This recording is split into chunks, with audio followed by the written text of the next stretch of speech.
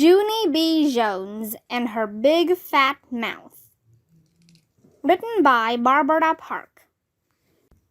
Chapter 5. Shining.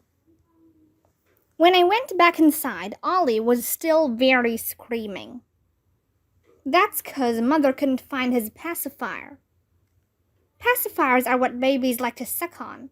Except I don't know why, 'cause one time I sucked on Ollie's, and it tasted like my red sneakers. Just then, Mother ran out of Ollie's room, and her hair was very sticking out, and her clothes were all wrinkly, and she was wearing one sock, and that's all. "Where is it? Where is the pacifier? It just didn't disappear into thin air, you know," she hollered very loud. Then me and Daddy had to help Mother look for the pacifier speedy quick, 'cause she was losing her grip, I think. I looked in the couch. That's because sometimes if you push your hand way under the cushions, you can find some good stuff under there. This time I found 3 Cheetos and a popcorn.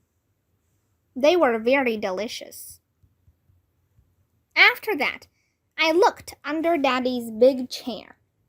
Only it was too dark to see under there. And so I ran to get the flashlight, 'cause I learned about flashlights in school, remember? Flashlights are fun to shine in the dark. I shined it in the dark closet, and also down the dark basement steps. Then I remembered another dark place, and its name was Screaming Ollie's room, 'cause his shades were pulled down for his nap. That's why.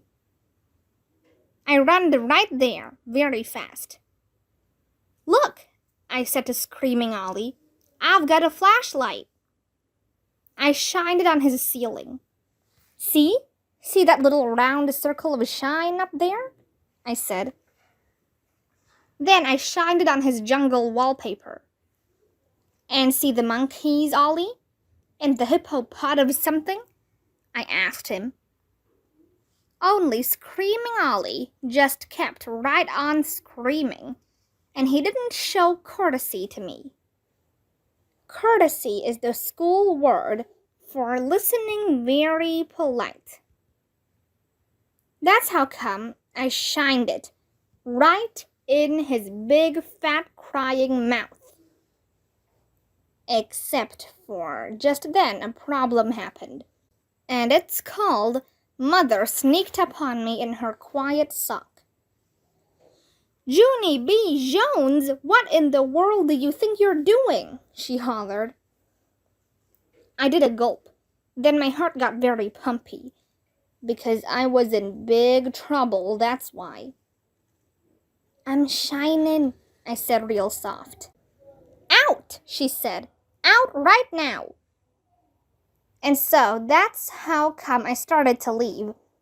Except for then the flashlight shined on the floor, and I saw something very wonderful down there. "Hey, look, it's the pacifier," I shouted. "I found the pacifier. It was hiding under the rocking chair." Then I hurried to pick it up, and I gave it to Mother. Her face got relief on it. "Thank goodness," she said. "Yes, thank goodness," I said back. Mother wiped the pacifier off. Then she blowed on it very hard. "Yeah, only you can't blow germs off, you know," I said, "'cause stuff that's been on the ground is very dangerous." And so then Mother gave me the pacifier, and I washed it off with soap and water. And guess what?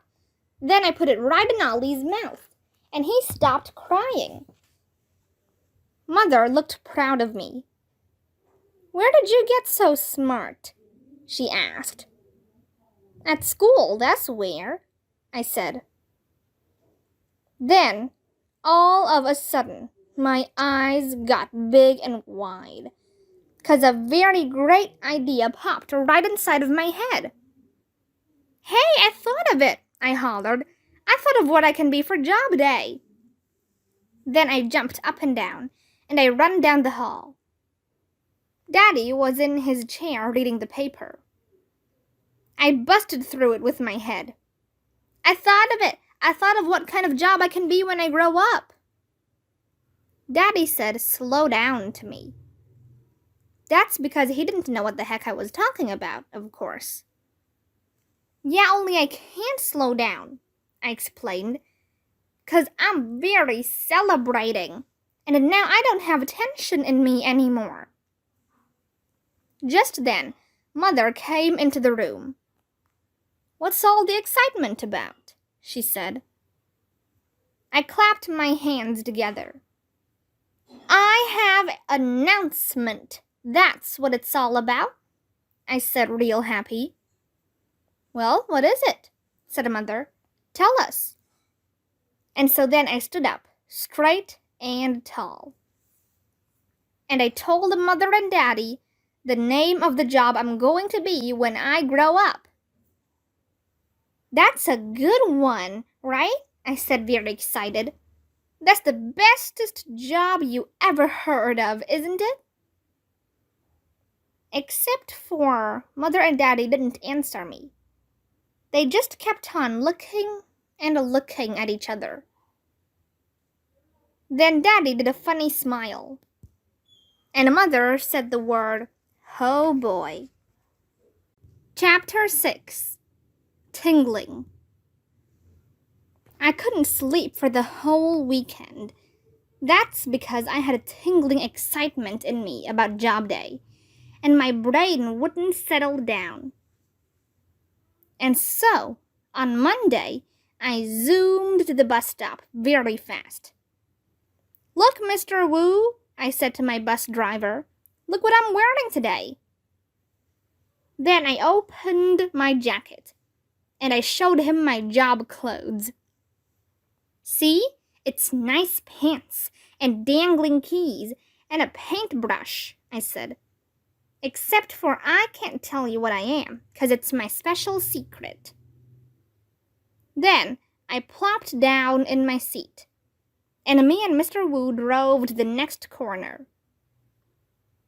That's where my bestest friend Grace got on. She was wearing Mickey Mouse ears and a dress with red and white polka dotties on it. "Grace," I said, very smiling, "you look very beautiful in that dotty thing." "I know it," she said. "That's because I changed my mind about who I'm going to be when I grow up. Now I'm going to be Minnie instead of Mickey." Then I stopped smiling, and my stomach felt very sickish inside again.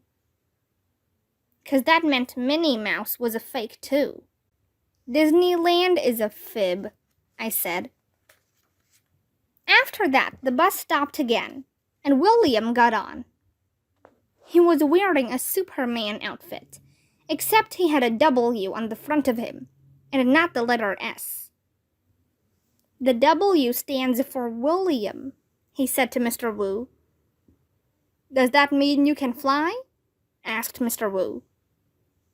Then William grinned very big, and he held out his arms, and he jumped way high in the air. Except for he didn't fly, and so he just sat down. After that, other kids got on the bus too. And Roger had on keys just like me, and also plastic handcuffs. And Charlotte was wearing a red paint apron with some watercolors in the pocket. And that mean Jim was wearing a white bathrobe. "Hey, I've got a bathrobe just like that, Jim," I said, very friendly. "It's not a bathrobe, dummy," he said. "I'm a kung fu karate guy." "Jim is a kung fu karate guy," I said to Grace, "except for he just got out of the bathtub."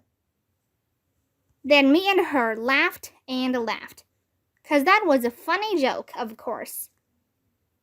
And job day was going to be the funnest day in the whole wide world.